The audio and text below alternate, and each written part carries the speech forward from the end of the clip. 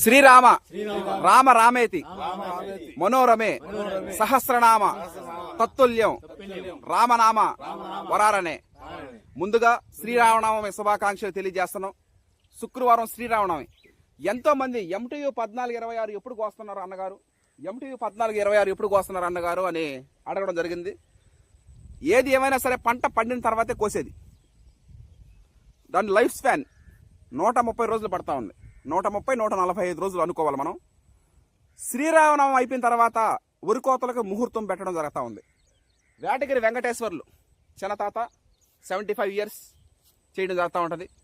మన అందరం అనుకున్నది ఏంటంటే నాన్నగారు వేటగిరి మల్లికార్జున గారు, అదేవిధంగా ప్రాణ స్నేహితుడు సౌటూరు వెంకయ్య, అదేవిధంగా బాబాయ్ వేటగిరి పోలయ్య, అదేవిధంగా అమ్మమ్మ కుడి భుజం పోట్లూరు సేనన్న. మనం అందరం టీం మెంబర్స్ అందరం నిర్ణయించుకున్నటువంటి విశేషం ఏంటంటే శ్రీరామనవమి అయిపోయిన తర్వాత వరి కోత. నమస్కారం. ఈ పెద్దబ్బయ్య హర్ష ప్రతి సంవత్సరం కొత్త వరి వంగడాలు వేస్తా ఉంటాం, కానీ చాలా వస్తుంటే ఏమని అన్ని వేయలేము. కానీ ఈ సంవత్సరం ఈ కొత్త వరి వంగడం వేయడం జరుగుతుంది. MTU 14 వేయడం జరుగుతూ ఉంది. ఇది ఒక వారం రోజుల్లో తర్వాత వస్తాము. శ్రీరామనవమి అయిపోయిన కానీ కొత్త వరి వంగడము దాని గురించి మనం ఎక్కువగా మాట్లాడుకోవాలి. ఎందుకంటే వరి కోత అయిపోయిన తర్వాత అయిపోయిన మాటనే దాన్ని విమర్శించిన తర్వాత చెప్పుకోవచ్చు.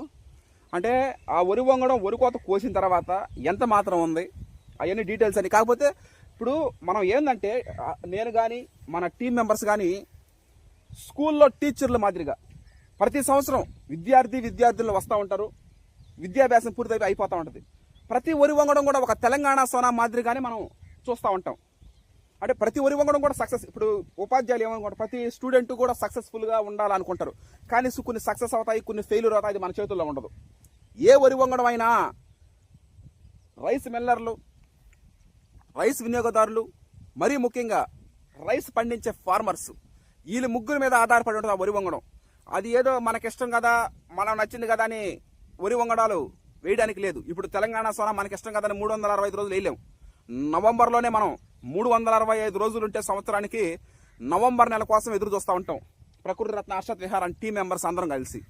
ఆ విధంగానే కొన్ని వరి వంగడాలు, అన్ని వరి వంగడాలు కూడా మనం వేయలేం, కొన్ని మాత్రం వేయగలుగుతాం.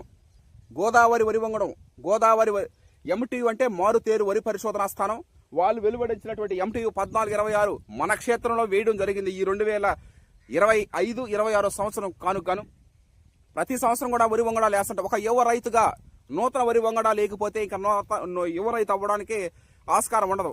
యువ రైతుగా నూతన వరి వంగడాలు ప్రోత్సహించాలా. ఆ విధంగా ఒక టీచర్ల మాదిరిగా ప్రతి వరి వంగడం కూడా జాగ్రత్తగా ఒక కన్న కొడుకు కన్న కూతురు మాదిరిగా చూస్తా పెంచుతూ ఉంటాము. ఆ విధంగానే ప్రతి సంవత్సరం కూడా మనం వేయడం జరుగుతూ ఉంటుంది. మనకి పంపిస్తున్నటువంటి ఆ వరి వంగడాలు, నూతన వరి వంగడాలు ఇత్తనం ఉంటేనే కదా మనం వేయగలుగుతామా, లేకపోతే మనం ఏం చేయలేం.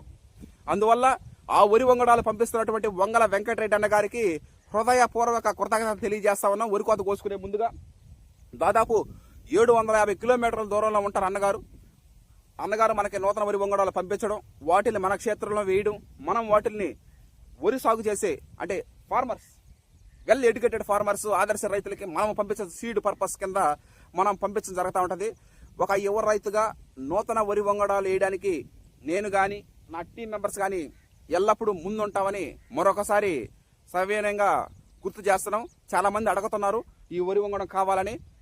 శ్రీరామనవమి అయిపోయిన తర్వాత వరి కోతలు ఉంటాయి. ఆ తర్వాత వాటిని 40% తేమ తీసి వచ్చిన తర్వాత పంపించడం జరుగుతుంది. Thank you. అందరికీ నమస్కారం. ఈ నూతన వరి వంగడాలు అంటేనే ఒక ప్రయోగం. ప్రతి రైతు వాటిని చేయలేదు. ఏంటంటే అంత ముందు రోజుల్లో అది ఎవరు వేసి ఉండరో, అది అసలు వేసిన ఆ బిట్టి విస్తీర్ణం పండదో దాని సమస్యలు ఇన్ని రకాలుగా ఉంటాయి. ఎక్కడన్నా దాని మీద మంచి అభిలాష, ఆ ఇత్తనాలు కొత్త ఇత్తనం తీయాలని ఇష్టము ఆ రైతులలో ఉన్నప్పుడు మాత్రమే వాళ్ళు వేయగలరు. ఇక మా విషయానికి వస్తే హర్ష యువ రైతుగా వ్యవసాయ రంగంలోకి వచ్చినప్పుడు నుంచి తెలుగు 2 రాష్ట్రాల్లో కొత్తగా వచ్చే ఆ వరి న్యూ సీడ్స్ ని వాళ్ళు పాపం శాస్త్రవేత్తలు అన్ని దగ్గర హర్ష అంటే తెలుసు. ఆ శాస్త్రవేత్తలే చెప్పి అక్కడ వ్యవసాయ పరిశోధన కేంద్రాలే ఈ విధంగా కొత్త ఇత్తనం వచ్చింది ఏ హర్ష అని వాళ్ళు ప్రోత్సహిస్తుంటారు. వారందరికీ కూడా మేము ప్రత్యేక అభినందన తెలుపుతున్నాము. దీనివల్ల అసలు కొత్త వరి వంగడాలు ఎందుకు వేయాలా, అవి ఇతర రైతులు ఎందుకు కొనాలా, ఈ రెండు విషయాలు చాలా ముఖ్యమైనవి. ఎందుకు వేయాలంటే ఇప్పుడు మామూలుగా రైతు వారీగా పెట్టుబడి ఖర్చులు భయంకరంగా పెరిగిపోయినాయి, తెగుళ్లు పెరిగిపోయినాయి.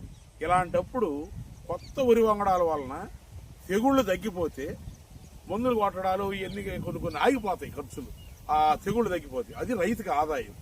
దిగుబడి పెరిగిందంటే అది కూడా రైతుకి ఆదాయం. ఈ చివరి రోజుల్లో మార్కెటింగ్ విషయాల్లో రైతులు ఘోరంగా ఇబ్బంది పడుతున్నారు, అది అందరికీ తెలిసిన విషయం.